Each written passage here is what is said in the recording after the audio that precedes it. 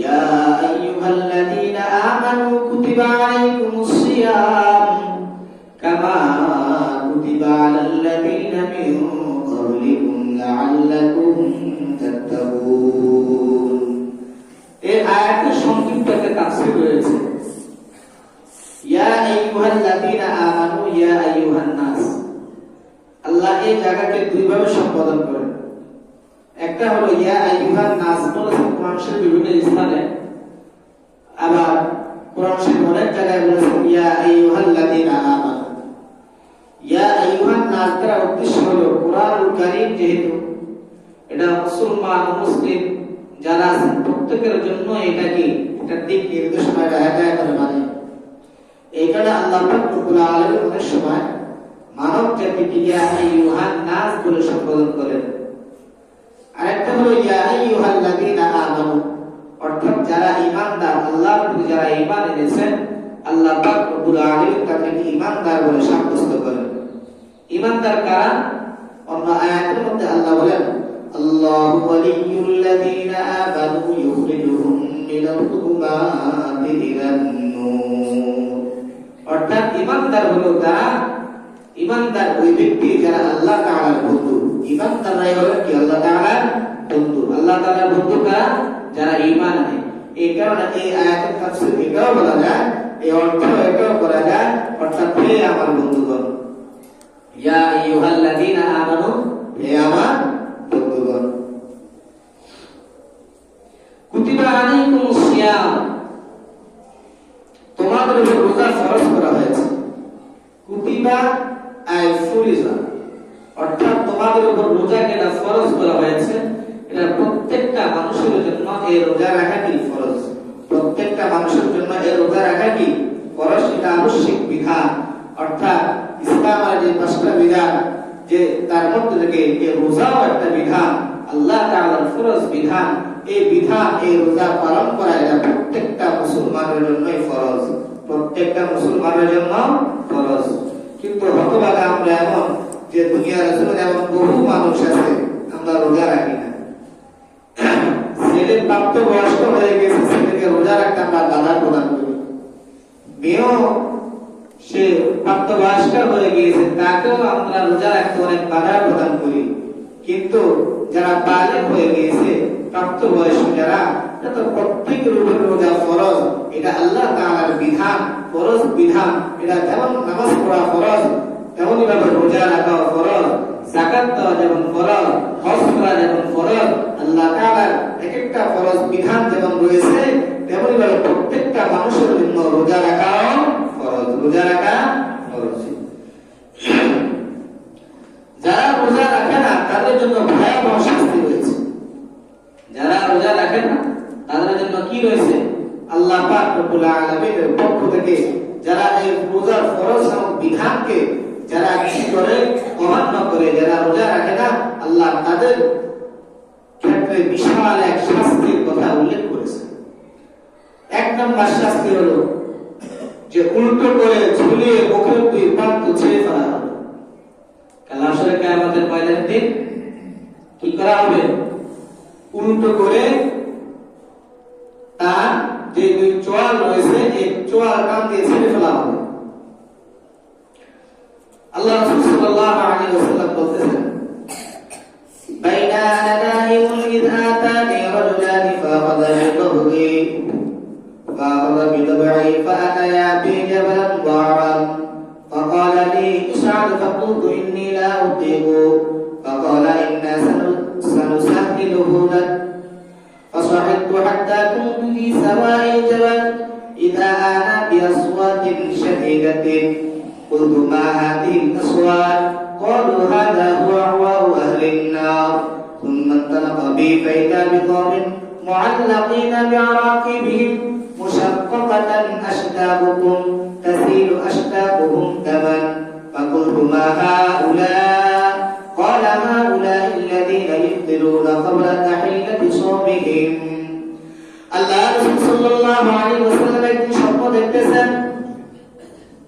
আল্লাহ রাসূল সাল্লাল্লাহু আলাইহি ওয়াসাল্লামের কাছে দুজন ব্যক্তি আসছে। আয়েশা আল্লাহ রাসূল সাল্লাল্লাহু আলাইহি ওয়াসাল্লামের দুই বাহুকে ধরল, তো এরকম একটা পাহাড়ের কাছে নিয়ে গেল, সমতল পাহাড়ের কাছে নিয়ে গেল। যাওয়ার পর বলতেছে আপনি পাহাড়ের মধ্যে উঠেন। আল্লাহ রাসূল সাল্লাল্লাহু আলাইহি ওয়াসাল্লাম বলতেছেন না না, আমি পাহাড়ে উঠতে সক্ষম নই। তারা দুজন বলতেছে আপনাকে সাহায্য করতে উঠেন। আল্লাহ রাসূল সাল্লাল্লাহু আলাইহি ওয়াসাল্লাম ওই পাহাড়ের মধ্যে উঠলেন। পাহাড়ে ওঠার পরে দেখতেছেন বিশাল এক বিকট আওয়াজ। তাদেরকে জিজ্ঞাসা করলেন, ওই যে ব্যক্তিকে জিজ্ঞাসা করলেন এটা কিসের আওয়াজ? বলা হচ্ছে এটা জাহান্নামীদের আর্তনাদ। তারা চিৎকার করতেছে, হুমো করতেছে, কান্না করতেছে। আল্লাহ রাসূল সাল্লাল্লাহু আলাইহি ওয়াসাল্লাম একটু অগ্রসর হলেন। যার পর দেখতেছেন যারা দুনিয়ার জমিনে রোজা রাখে না তাদেরকে উল্টো করে পা দুইটা তবে উপরের দিক থেকে মাথাকে নিচের দিক থেকে তাদের গালগুলো তবে টেনে টেনে ছিঁড়া হচ্ছে। যারা রোজা রাখবে না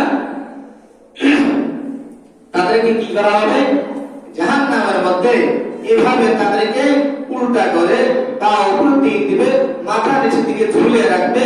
আর তাদের এই যে রোজা ভাঙছে এই কারণে তাদের এই দু চোয়াল খালি টেনে ছিঁড়া হবে। তাদের দু চোয়াল কি করবে? টেনে ছিঁড়া হবে। 2 নম্বর শাস্তি, একটি রোজার পরিবর্তে আজীবন রোজা রাখলে এর প্রতি পূরণ কখনো হবে না। কারণ রমজানের একটা রোজার যে ফাজাইল, যে বরকত, যে রহমত, যে বরকত রয়েছে, অন্য মাসে যদি রোজা রাখে এর কোনো বরকত আছে? বরকত পাওয়া যাবে? রমজান মাসের যে ফাজাইল, যে বরকত, একটা রোজার মধ্যে যে শান্তি, আল্লাহর যে রহমত নাযিল হয়, এটা অন্য মাসে এটা আদায় করলে কখনো পূরণ হবে না। আল্লাহ রাসূল সাল্লাল্লাহু আলাইহি ওয়াসাল্লাম বলেন, মান নাফতারা ইয়াওমান মিন রমাদান মিন গায়রি রুখসাতিন ওয়ালা মারহুন লাম ইয়াকজি আনহু সাওমুদ দাহরি কুল্লিহি ওয়া ইন সামাহু। আল্লাহ রাসূল বলেন, যদি দুনিয়ার জমিনে কোনো মানুষ অর্থাৎ অসুস্থতা ছাড়া বা সফর করা ছাড়া কোনো ব্যক্তি যদি একটা রোজা ভেঙে ফেলে, এই রোজাতে সারা জিন্দেগি ভর যদি রোজা রাখে, তারপরে এই রমজানের একটা রোজার সমান কোনোদিন হবে না। একটা রোজার সমান কোনোদিন হবে না। কত বছর মধ্যে আমরা থাকি, ইচ্ছায় দিতে হবে রোজা ভাঙি, আর কোনো নামে কেউ ডাকও দেয় না। এদিন ছেলেরা রোজা ভাঙতেছে, মেয়েরা রোজা ভাঙতেছে, কি জন্য ভাঙে কোন সময় জিজ্ঞাসা করি না। কিন্তু দেখেন আল্লাহ তাআলা এই রোজার কি ফাজাইল, রোজার কি বরকত, রোজা না রাখলে কি শাস্তি। 3 নম্বর হলো একটি রোজা ভেঙে ফেলার নগদ শাস্তি 60টি রোজা লাগাতার রাখতে হবে। কয়টা রোজা? আপনি আজকে 2টা রাখলেন, কালকে একটা রাখলেন হবে না। কোন প্রাপ্তবয়স্ক সুস্থ মানুষ যদি একটা রোজা ইচ্ছাকৃতভাবে ভাঙে রমজানে, তাহলে লাগাতার 60টা রোজা রাখতে হবে। আপনি যদি একটা রোজা মাঝখানে মিস দেন হবে না, আবার 60টা টানা রাখতে হবে। এবার বুঝুন রোজার কত ফজিলত। ইচ্ছাকৃতভাবে কোন ব্যক্তি যদি একটা রোজা ভাঙে, আপনি দুনিয়া সফর করেন, দুনিয়া সব জায়গায় যেতে পারেন, বাড়িতে আসলে আপনি বলেন আমি অসুস্থ, হয়রান হয়ে গেছে, রোজা রাখতে পারবো না, কিন্তু দুনিয়ার সব কাজ চলে আসতে না, লাগাতার 60টা রোজা রাখতে হবে। আল্লাহ রাসূল সাল্লাল্লাহু আলাইহি ওয়াসাল্লাম হাদিস শরীফের মধ্যে উল্লেখ করেন, সর্বমানিল আসার 3197 হাদিস নম্বর হাদিস, সহিহ বুখারী 1937 নম্বর হাদিস। عن ابي هريره رضي الله عنه ان رجلا نفطر في يوم رمضان في زمن النبي صلى الله عليه وسلم فامره رسول الله صلى الله عليه وسلم ان يكفر بعتق رقبه او صيام شهرين متتابعين او اطعام 60 مسكينا।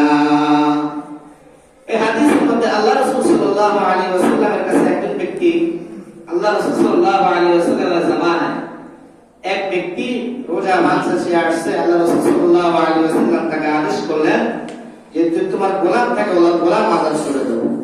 আগের জামানার গোলাম আর কি ছিল? নীতি ছিল, গোলাম আজাদ করে দাও, অথবা লাগাতার 2 মাস রোজা রাখো। 60 দিন লাগাতার 2 মাস কি রাখো? রোজা রাখো। আও ইতআমি 60 মিসকিনা, যদি তাও সম্ভব না লাগাতার 60 জন মিসকিনকে টানা খাওয়াও। কয়জন? এই 60 দিন কি করতে হবে? মিসকিন যারা আছে, অসহায় যারা আছে, তাদেরকে লাগাতার খাওয়াইতে হবে। এই আয়াতের তাফসীরের ক্ষেত্রে, এই হাদিসের ব্যাখ্যার ক্ষেত্রে বলা হয়